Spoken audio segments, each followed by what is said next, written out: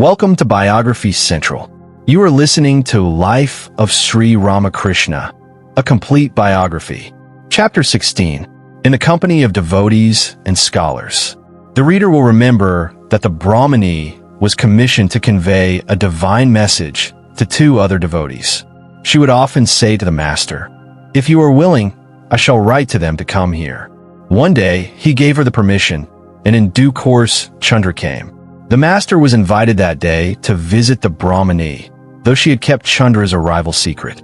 She and Chandra were talking together when he entered the room. The Brahmini greeted him, and shortly afterwards, he fell into a trance. Suddenly he shouted, "Ah, here is Chandra? Is this not Chandra?" Then he became motionless. Chandra took hold of his hands and called Sri Ramakrishna loudly by name 3 or 4 times. The master soon came back to normal consciousness. "You seem to know me," said Chandra. "Why did you forget me so long?" "It was the Lord's will," replied the master. They conversed for some time.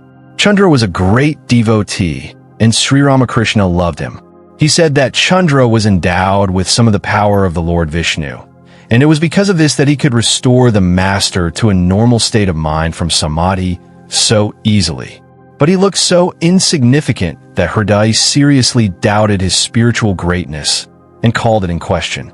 Sri Ramakrishna silenced him. But one day, when Chandra came to see Sri Ramakrishna, the latter said to Hriday, "Just put an ochre cloth on him and then mark the result." When this was done, Chandra was overwhelmed with a strange emotion.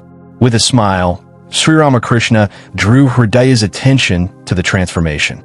Chandra had acquired, in course of his sadhana, a power by means of which he could make himself invisible. Sri Ramakrishna said that Girija, the other protege of the Brahmini, had similar powers. He too came to Dakshineshwar.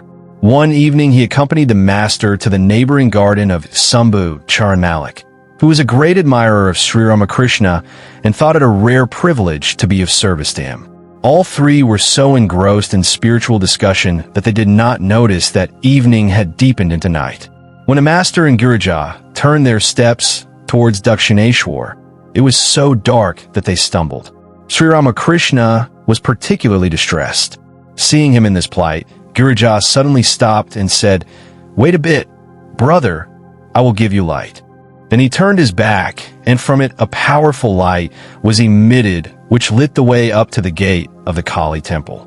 The master said that he easily found his way with the help of that light. But, he concluded the narration, neither Chandra nor Girija retained those powers. While they lived with me, the gracious mother took them away so that they might turn their attention without distraction to the realization of God. We have already said that the Kali temple of Dakshineshwar was a favorite resort of devotees and sadhus because of its seclusion and holy association, as well as of Rani Rasmani's liberality. Pointing to some of his disciples of English education, Sri Ramakrishna once said, "It was only after the coming of Keshab Chandra Sen that young Bengal began to frequent this temple. But long before that, innumerable monks, ascetics, and devotees of various orders used to stream in here. They would stop here for a few days on their way to Gangasagar or to Puri. That was before the opening of the railways. At special times, sadhus of a particular class would congregate in large numbers. Once monks belonging to the Ramayat sect of Vaishnavas began to come. Their devotion, faith, and steadfastness to service beggar all description. It was from one of them that I got Ramlala. Another sadhu belonging to this sect had a wonderful faith in the name of God. All he had was a water pot and a book. The book was his treasure. He worshipped it daily with flowers and from time to time read over it. After I knew him, one day I pressed him hard to let me have a look at it. On opening it, I found on every page only 2 words, Om Rama, written in bold red letters. He explained as follows, "What is the use of reading a library of books? God is the one origin of the Vedas, the Puranas, and all other scriptures, and there is no difference between him and his name. What is contained in the 4 Vedas, the 18 Puranas, and all other sacred books is comprised in one of his names. So I'm satisfied with his name alone." Such was his tremendous faith in the Lord's name. So people of this class continued to come for some time. When their visits became less frequent, a different class of men, monks of the Paramahansa order, began to come in, not vagabonds, but real sadhus. There would be a regular crowd in this room, day and night, and the one theme of their discussion was Vedanta, the nature of Brahman and Maya, and all that. I was then suffering from a terrible attack of dysentery, and Hriday was nursing me. But I always followed those discussions, and when they were unable to come to any decision on a mooted point, someone from within this, Sri Ramakrishna pointing to his own body, would throw out a suggestion in simple words, and everyone would be satisfied. The master sometimes related interesting tales about some of the monks he had thus met. He said, one day a sadhu came with a serene light on his countenance. He would sit for hours at a time, smiling to himself. Coming out of his room mornings and evenings, he would look at the sky, the Ganges and the trees, and raising his arms dance with joy. Sometimes he would roll in laughter and shout, "Bravo! What fun! How beautiful is this projected universe!" That was his prayer and meditation after he had tasted of the sweetness of divine bliss. I remember another monk who had attained to the highest illumination and yet looked like a madman. Naked, covered with dust with long hair and nails, and a nasty quilt-like cloth around his body. He looked like a ghoul. He stood before the Kali temple and chanted a hymn to the mother with such fervor that the whole temple shook, as it were, and the mother seemed delighted. Then he went to eat with the beggars, but even they turned him out because of his repulsive appearance. Then I found him taking the leavings of the beggars' meals with some dogs from the heap of discarded leaf plates. He had one of his arms around a dog's neck, and man and dog were eating from the same leaf. The dog was quite at home with him. Watching this scene, I was inwardly horrified, lest I too should become the same. I came away and said to Hriday that he was not an ordinary lunatic, that his was the madness of knowledge. At this, Hriday ran after him and found him going out of the temple compound. He followed him to some distance, begging for some instructions as to how he might realize God. At first the monk said nothing, but finding Hriday persistent, he stopped, and pointing to some ditch water on the roadside said, "When this ditch water and the water of the Ganges appear just the same to you, then you will realize God." Hriday wanted to hear something more and prayed to be allowed to follow him as a disciple. But the monk went his way without replying. When he found that Hriday persisted in following him, he took up a brick to throw at him and put him to flight. Then he quickly disappeared, and Hriday lost track of him. Great sadhus often live like that to escape public notice. That man was a real Paramahansa. Then the master described the characteristics of a Paramahansa. Scripture says that he lives sometimes like a child, sometimes like a ghoul, and sometimes like a madman. He allows children to be near him and tries to imbibe their simplicity and non-attachment. You must have noticed how glad a child is when his mother gives him a new piece of cloth. If you ask him for it, he will refuse to give it and say, "No, I won't give it. Mama has given it to me." And he will hold the cloth tightly and watch lest you should snatch it from him, as if his whole soul were on it.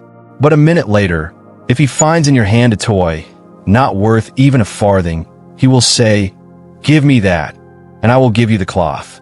A moment later, perhaps he will throw the toy away and run after a flower. He is attached to nothing. A real jnani is like that.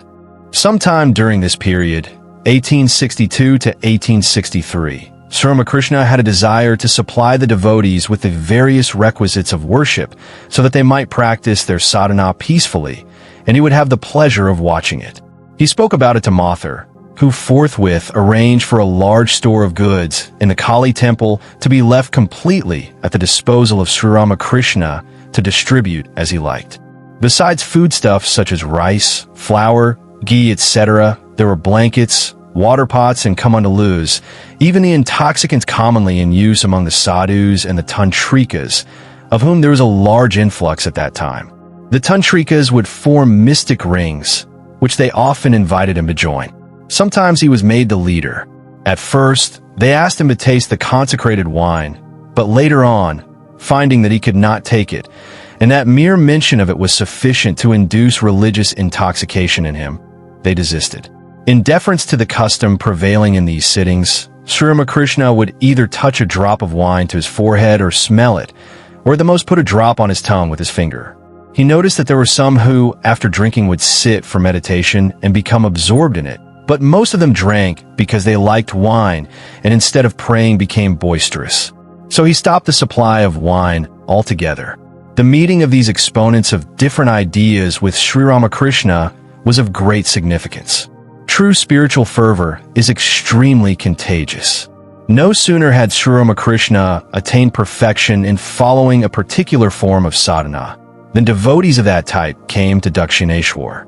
They exchanged ideas with him, and the tales of his tremendous realizations made them desirous of instruction and of attaining the same results. The ideas of practical spirituality, which had their origin in the prophet of Dakshineshwar, were disseminated through these sadhus to their own disciples and followers, thus laying the train for a great spiritual upheaval throughout the country. Even those fortunate persons whom he accepted as teachers were enabled to realize subtle truths which had hitherto been to them more or less matters of theory or intellectual speculation. We learn from the Master's own declaration that as soon as he finished with the Tantrika sadhana under the guidance of the Brahmani, various Tantrika devotees from different parts of the country were attracted to Dakshineshwar. This happened again when he achieved perfection in the Vaishnava ways of sadhana, as well as in that of the Advaita. The advent of a spiritual genius like Sri Ramakrishna augurs well for the regeneration of India. At no other period of her history was India threatened with such utter ruin as in the middle of the last century. Various disruptive forces were about to extinguish her ancient culture and civilization. This was manifest in all phases of her life: social, political, and economic. Religion, the backbone of Indian life, had been forgotten, and the worst propensities of human nature, sloth, hatred, sham, and sensuality, took its place and paved the way for the rancorous materialism. For a moment, everything seemed to be lost, but the safety of the world demanded that India must live. Its philosophy should be as a haven of peace for world-tossed souls. To prepare herself for this great task, she needed spiritual reorganization. Nothing less than a spiritual giant like Sri Ramakrishna could do this. To quote a Brahmo writer, "A living evidence of the depth and sweetness of Hindu religion is this good and holy man. He has wholly controlled his flesh. It is full of soul, full of the reality of religion, full of joy, full of blessed purity. As a Siddha Hindu ascetic, he is a witness of the falsehood and emptiness of the world. His witness appeals to the profoundest heart of every Hindu. He has no other thought, no other occupation, no other relation, no other friend in his humble life than his God. That God is more than sufficient for him. His spotless holiness, his deep, unspeakable blessedness, his unstudied, endless wisdom, his childlike peacefulness and affection towards all men, his consuming, all-absorbing love for God are his only reward." In these beautiful lines is summed up the greatness of Sri Ramakrishna. Thus, at a most critical moment of Indian history, a messenger from heaven came to bring about India's renaissance. By instinct, as it were, the genius of the nation knew that its savior was come. It sent men of renunciation by the hundred to fill their cups at the overflowing fountain of spirituality at Dakshineshwar. They sat at the feet of Sri Ramakrishna and heard from his lips the tidings of another world. Every man, of whatever denomination, found in him the fulfillment of his ideal. He showered his treasures unstintedly on them. Himself a sadhaka of the highest type, he guided different people along their respective paths without upsetting their modes of thought or trying to make them think alike. All great teachers do this. They supplement, but do not supplant. By their own sadhana, they revive forgotten spiritual truths and again proclaim them to the world according to the needs of the time. And the great prophet of India realized that the different forms of her religion promulgated by its ancient sages are but so many gems in the crown of Indian spirituality, complementary, not antagonistic. And having demonstrated for himself that the truth is the basis of all religious methods, He proclaimed the message of the new era: devotion to one's own ideal and sympathy for all others. Among the many devotees and scholars who came in contact with Sri Ramakrishna at different periods, some took initiation from him. Others were benefited in different ways by his influence, as we have seen in the cases of Vaishnav Charan and Gauri Pandit. The latter was deeply impressed by the experiences of his first visit to Sri Ramakrishna. Some years later, about 1870, we find him again at Dakshineshwar, studying at the feet of Sri Ramakrishna. The spirit of renunciation began to dominate his life. Disgusted with scholarship, prestige, and powers, he was gradually realizing that devotion to God was the only thing worthwhile in the world, and he determined to consecrate his life to realizing him. All his former love of argument and debate was gone. He realized the folly of dissipating his energy thus, instead of using it in search of truth. He had allowed many opportunities to slip by. Now he was determined to devote every moment of the few years left to God realization. Some months passed. The pundit's long absence from home made his people anxious. They had heard a report that a strange transformation had come over his mind since he had come in contact with an insane sadhu at Dakshineshwar. So they wrote to him, frequently urging his return. Gauri had a suspicion that they might come to Dakshineshwar to take him away. After much thought, he hit upon a plan, and one day, prostrating himself before Sri Ramakrishna, with tears in his eyes, he asked leave to go. "Well, Gauri," said the master, "what is the matter? Where are you going?" With folded hands, Gauri replied, "Bless me that my desire may be fulfilled, and that I may not return to the world before realizing God." After that, he disappeared. Another man of this type came to Sri Ramakrishna, Pandit Narayan Sastri from Rajputana, an orthodox Brahmin of the old type. He had molded his life according to the ancient Hindu ideal, and for 25 years lived a brahmacharin's life in the house of his gurus, in the course of which he became versed in different scriptures. It was his ambition to acquire the knowledge of the 6 schools of Indian philosophy. After studying 5 of them under various distinguished scholars of northern India, he came to Bengal to learn the Nyaya philosophy from the Pandits of Nadia. The Maharaja of Jaipur, hearing of his erudition, wished to make him chief Pandit of his court at a high salary. But, being desirous of prosecuting his studies still further, he declined the offer and spent 7 years at Nadia, assimilating the complex philosophy of the Nyaya school, after which he came to Calcutta on his way home. Unlike the generality of scholars, Narayan Sastri was not content with the study of books. Sincere and devoted, he knew that mere reading of philosophy did not imply assimilation of the subject. He saw that realization and book lore were quite distinct from each other, and that the former was infinitely greater than the latter. Occasionally the idea came to him that he should devote himself exclusively to the aim of all philosophies, the realization of truth. But he decided to wait until he had finished his studies. It was his good fortune to meet the saint of Dakshineshwar when this was done. He was greatly attracted. In order to study under Sri Ramakrishna, he determined to stay at Dakshineshwar. The more he saw of him, the more he loved and revered him. The master was glad to have such a sincere disciple and spent hours with him in spiritual discussion. Narayan Sastri had read in the Vedanta about the 7 planes of spiritual development, and how as the mind of the devotee ascends higher and higher, it sees strange visions until it reaches the last plane, where oneness with the Brahman is realized through nirvikalpa samadhi, and the bondage of ignorance is left behind forever. These were matters of intellectual speculation to him, and such words as supersensuous perception and samadhi were vague ideas to him. Now he saw a man in whose life these subtle truths were realized facts, enacted time and again before his very eyes. What a strange thing, the pundit thought. Where can I find a better teacher to explain the truths of the scriptures? I must not lose this golden opportunity. Nothing is so certain as death. I must make a serious attempt to realize the Lord and be free. Every day, this thought dissociated him more and more from the world. With a rare spirit of humility, he sat at the feet of Sri Ramakrishna and tried to assimilate his words of wisdom. Often he said to himself, "Look at this saint. He has realized the goal of life, and armed with that knowledge, how calm he is. Even death has lost its sting for him." The Upanishads declare that whatever such persons wish comes to pass without fail, and those who take refuge with them soon reach the end of their earthly desires and attain to illumination. Why should I not make him the pole star of my life? But he feared to be rejected as unfit by Sri Ramakrishna, and days passed by whilst he was trying to gather courage to ask the master to become his guru.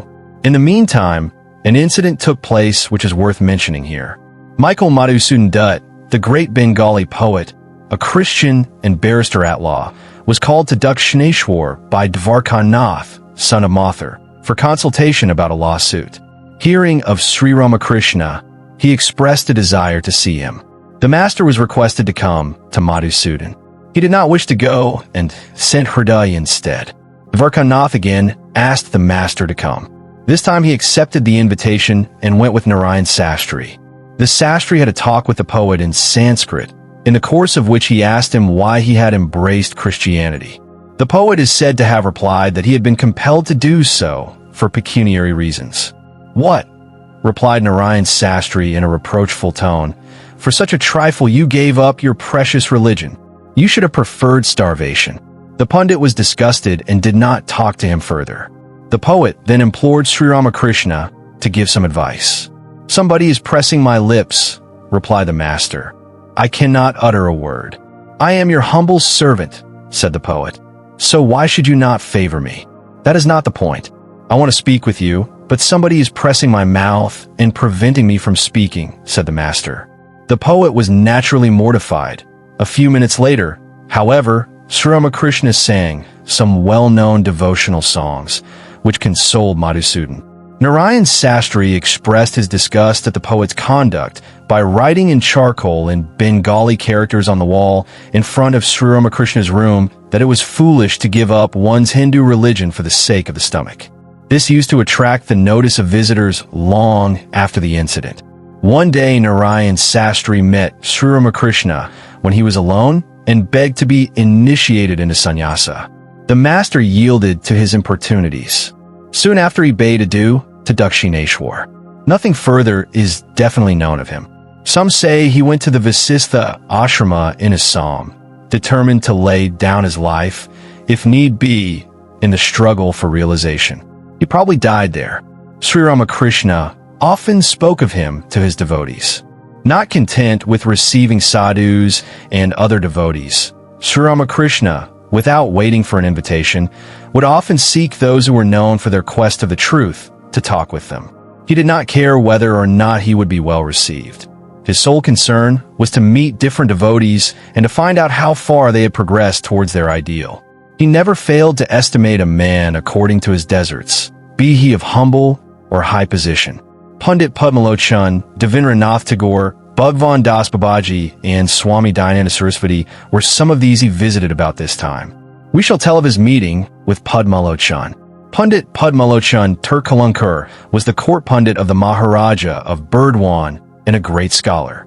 After mastering the Nyaya philosophy, he went to Benares to study the Vedanta. There he lived with a teacher till he mastered it. When he returned to Bengal, his fame had already spread far and wide, and the Maharaja of Burdwan engaged his services as a scholar. Soon he became the chief of the pundits of the court and a recognized authority. Coupled with his great scholarship were austerity, liberal-mindedness, devotion, and a scrupulous regard for the ancient Hindu customs. The combination of scholarship with love for God is so seldom seen in the same person that one possessing it stands out from his fellows. When Sri Ramakrishna heard of him, he wished to meet him. He expressed his desire to Mathur and repeatedly asked him to make some arrangement to bring about the interview. Realizing that life is transient and that whatever one desires to do must be done at once, he showed a childlike eagerness for the meeting. Mathur was about to send him to Burdwan when news was brought that the pundit had come to Calcutta to regain his health and was staying at a garden of Aryadaha. The master sent Hriday to find out if this were true. Hriday confirmed the news and said that the Pandit was equally anxious to meet Sri Ramakrishna. A day was fixed, and in the afternoon Sri Ramakrishna, accompanied by Hriday, went in a boat to see the Pandit. He was very cordially received. After exchanging a few words, Sri Ramakrishna sang some devotional songs in his characteristic way, which deeply moved the scholar. He was much impressed by the frequent trances into which the master fell in his presence, and considered himself fortunate to have met Sri Ramakrishna. Addressing those present, he remarked, "What I could not acquire by reading cartloads of books, he has got without turning over a single page, and infinitely more besides."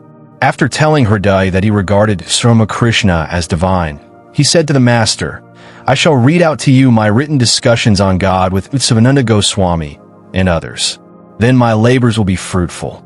Padmalochan was strongly attracted by Sri Ramakrishna, who in his turn was deeply impressed by the Pandit's sincerity and wisdom. This pleasant meeting led to several subsequent ones, in the course of which the Pandit became convinced that his first impression of Sri Ramakrishna was true and came to have implicit faith in him. Sri Ramakrishna used to tell the following interesting anecdote illustrative of the Pandit's simplicity. Once there was a dispute in the court of the Maharaja of Burdwan as to the comparative greatness of Shiva and Vishnu. One party tried to prove that Shiva was the greater, while the other held the opposite view. When the dispute was at its height, Padmalochan as chief Pandit was called in to give his verdict. After hearing both sides, he said, "Neither I nor anyone in my line has ever seen Shiva or Vishnu.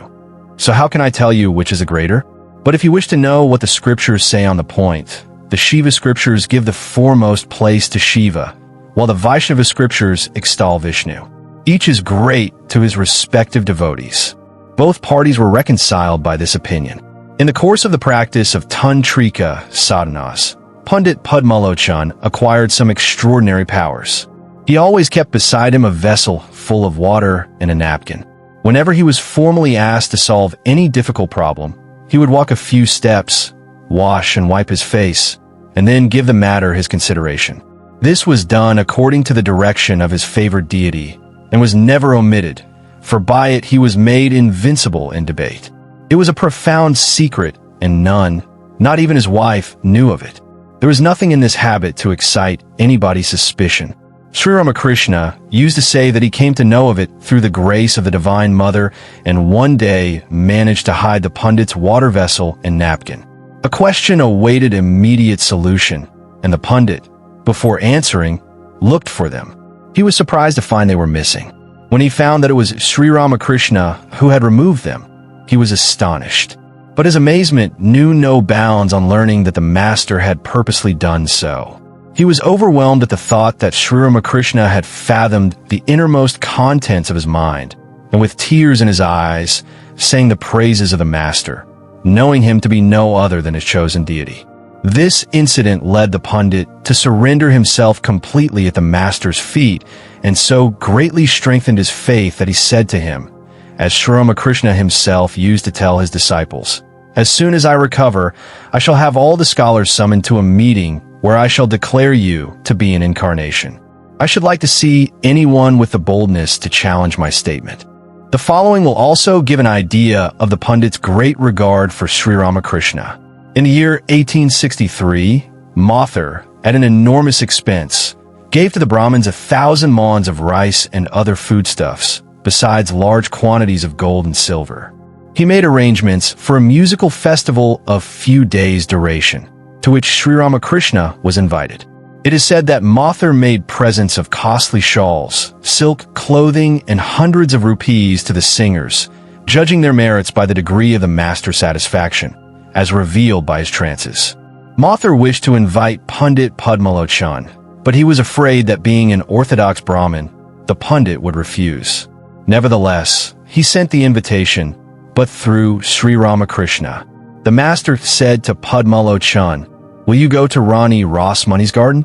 "Why not?" replied the Pandit without a moment's hesitation. "With you I can go and dine at even a scavenger's house. Attending a meeting in a Sudra's house is a small matter." But Padmalochan had not the opportunity to fulfill his promise. his illness became worse, and finding no relief in Calcutta, he resolved to pass his last days at Benares. So he took leave of Sri Ramakrishna and went to Benares, where shortly afterwards he died.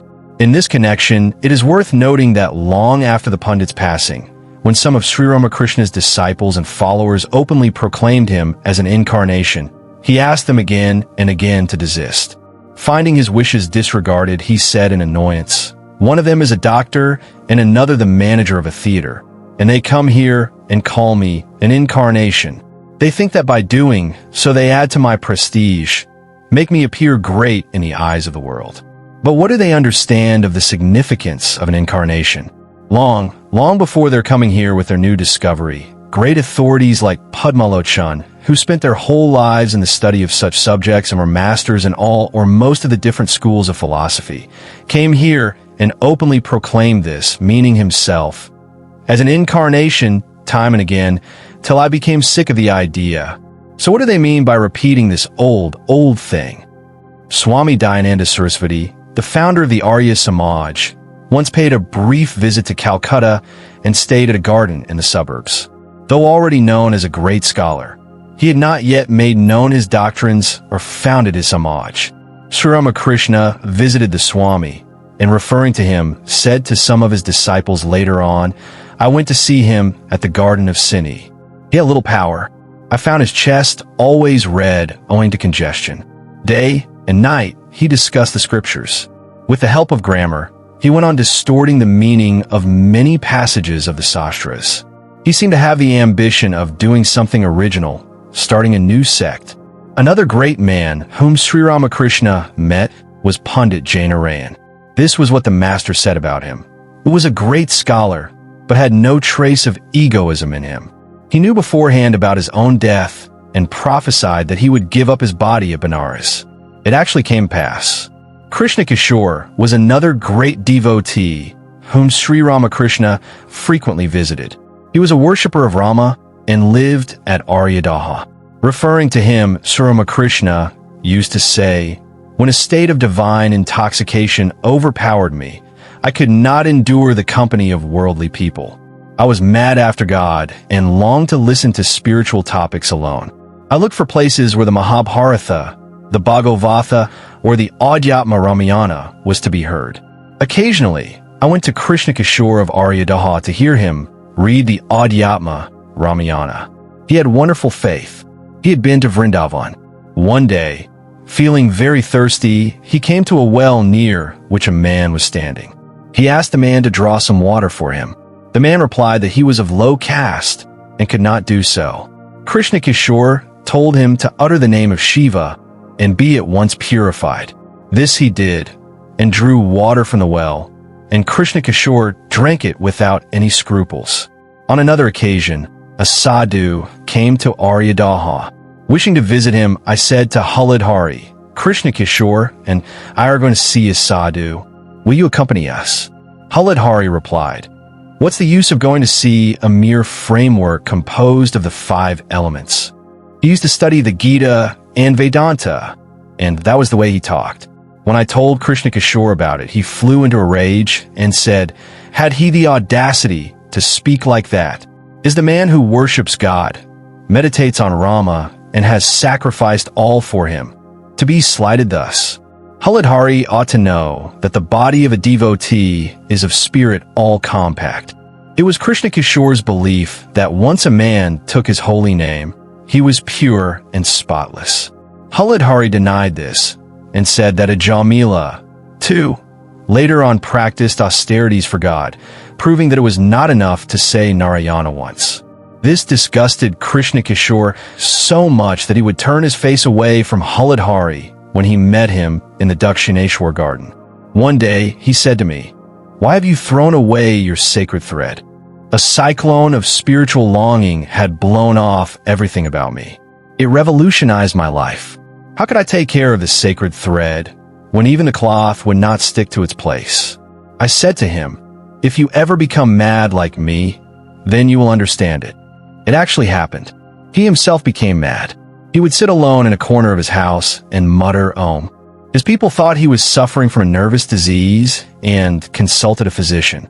Krishna Kishore said to his physician, "Well, you may cure me of my illness, but not of saying Om." He suffered great bereavement when he lost two grown-up sons. One of them, however, died uttering the name of Rama. Krishna Kishore said, he should not be mourned as he took Rama's name at death. But still now and then, the afflicted man would burst into tears. We shall conclude this chapter with an account of two young devotees about whom Sri Ramakrishna often spoke tenderly.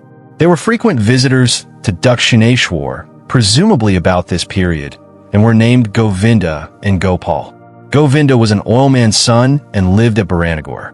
Young as he was nevertheless full of devotion and spent much of his time in the company of Sri Ramakrishna, listening to his recital of his personal experiences and other religious topics. The master loved him very much and asked him to come to Dakshineshwar often. One day, the boy sought his permission to bring his friend Gopal with him. Gopal often fell into trances when listening to discussions on spiritual subjects. One day, Gopal touched Sri Ramakrishna's feet and took his leave. He said that the world was too much for him, so he was departing from it. For some days, the master had no news of the boys. Then Govinda came and told him that Gopal had passed away. The master was deeply touched by the news. Shortly after this, Govinda, too, breathed his last. I hope you like this chapter. We need volunteers and sponsors to create content with even better quality and with more variety. If you wish to join this initiative as a volunteer or sponsor, please click the links given in description below. To help us reach more viewers, please like, comment, share, and subscribe to Biography Central. Thank you for your time. It means a lot. Namaste.